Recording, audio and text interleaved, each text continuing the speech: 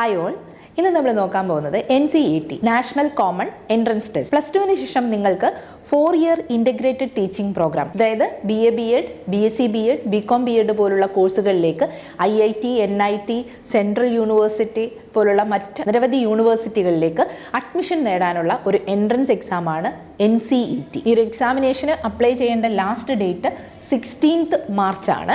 അതുപോലെ correction Windows open ആവുന്നത് 18 to 19th March ആയിരിക്കും. എക്സാമിനേഷൻ നടക്കുന്നത് April 29th ആണ്. നിങ്ങൾ അപ്ലൈ ചെയ്യേണ്ട വെബ്സൈറ്റ് ആണ് ഈ കൊടുത്തിരിക്കുന്നത്. നിങ്ങൾക്ക് NTA സൈറ്റിലൂടെ അപ്ലൈ ചെയ്യാവുന്നതാണ്.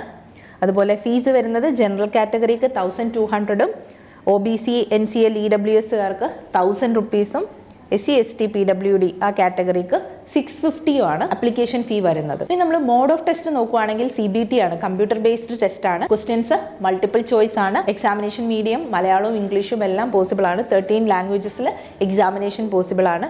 അതുപോലെ നിങ്ങൾക്ക് എക്സാമിനേഷനിൽ വരുന്നത് ലാംഗ്വേജ് ഉണ്ട്, ഡൊമൈൻ സബ്ജക്റ്റ് ഉണ്ട്, ജനറൽ ടെസ്റ്റ്, ടീച്ചിങ് ആപ്റ്റിറ്റ്യൂഡ്. ഇത് CUETയുടെ അതേ പാറ്റേണിൽ വരുന്ന ഒരു എക്സാം ആണ്. CUETനകത്ത് ഈ ടീച്ചിങ് ആപ്റ്റിറ്റ്യൂഡ് വരുന്നില്ല എന്ന് മാത്രം. ബാക്കിയുള്ളതെല്ലാം CUET എക്സാമിൻ്റെ അതേ സിലബസ് ആണ് വരുന്നത്.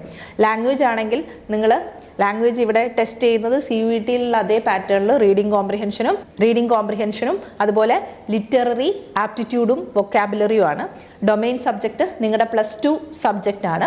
അതുപോലെ ജനറൽ ടെസ്റ്റ്, അതിൽ ജനറൽ നോളജും current affairs, quantitative aptitude, reasoning എല്ലാം വരുന്നുണ്ട്.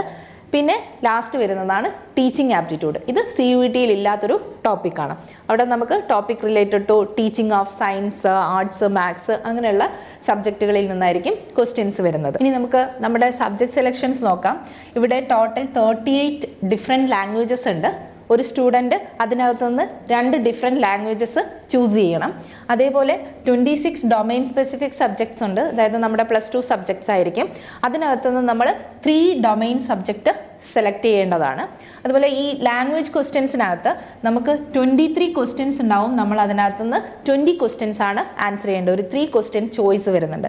അതേപോലെ ഡൊമൈൻ സബ്ജക്റ്റിലാണെങ്കിൽ 28 ക്വസ്റ്റ്യൻസ് ആണ്. അതിനകത്ത് നിന്ന് നമ്മൾ ആൻസർ ചെയ്യേണ്ടത് 25 ക്വസ്റ്റ്യൻസ് ആണ്. അത് സെക്ഷൻ 3 വരുന്നത് ജനറൽ ടെസ്റ്റ് ആണ്, അത് മാൻഡേറ്ററി ആണ്. നമുക്ക് ഇവിടെയും 28 ക്വസ്റ്റ്യൻസ് നിന്ന് നമ്മൾ 25 ക്വസ്റ്റ്യൻസ് ആണ് ആൻസർ ചെയ്യേണ്ടത്. ലാസ്റ്റ് വരുന്ന സെക്ഷനാണ് ടീച്ചിങ് ആപ്റ്റിറ്റ്യൂഡ്. ടീച്ചിങ് ആപ്റ്റിറ്റ്യൂഡിൽ നമുക്ക് 23 ക്വസ്റ്റ്യൻസ് ഉണ്ടാവും. അതിനകത്ത് നമ്മൾ 20 ക്വസ്റ്റ്യൻസ് ആണ് ആൻസർ ചെയ്യേണ്ടത്. സോ നമുക്ക് ഇതെല്ലാം കൂടെ, അതായത് ഒരു student 2 languages, 3 domain subjects, general test, teaching aptitude, ഇത്രയും പേപ്പറാണ് ഒരു സ്റ്റുഡൻറ്റ് അറ്റൻഡ് ചെയ്യേണ്ടത്. അപ്പോൾ നമുക്ക് ടോട്ടലി 181 ക്വസ്റ്റ്യൻസ് ഉണ്ടാവും. ഈ 181 ക്വസ്റ്റ്യൻസിൽ ഓരോ സെക്ഷനിലും ആ പറഞ്ഞിരിക്കുന്ന അത്രയും നമ്പർ ഓഫ് ക്വസ്റ്റ്യൻസ് ആണ് നമ്മൾ ആൻസർ ചെയ്യേണ്ടത്. സോ ടോട്ടൽ നമുക്ക് 160 ക്വസ്റ്റ്യൻസ് ആണ് ആൻസർ ചെയ്യേണ്ടി വരുന്നത്. എക്സാമിനേഷൻ പല ഷിഫ്റ്റുകളിലായിരിക്കും നടക്കുന്നത്. ഇത് ആ ഒരു നേരത്തെ പറഞ്ഞിരിക്കുന്ന അതിൻ്റെ ആ ഒരു സ്പ്ലിറ്റിംഗ് ആണ് തന്നത്. ലാംഗ്വേജിൽ നമ്മൾ 23 ക്വസ്റ്റ്യനിൽ 20 ആൻസർ ചെയ്യുക. അതേപോലെ സെക്കൻഡ് ലാംഗ്വേജിലും 23 ക്വസ്റ്റ്യനിൽ 20 ആൻസർ ചെയ്യുക. ടീച്ചിങ് ആപ്റ്റിറ്റ്യൂഡ് നമുക്ക് 23 ക്വസ്റ്റ്യനിൽ 20 ആൻസർ ചെയ്യണം.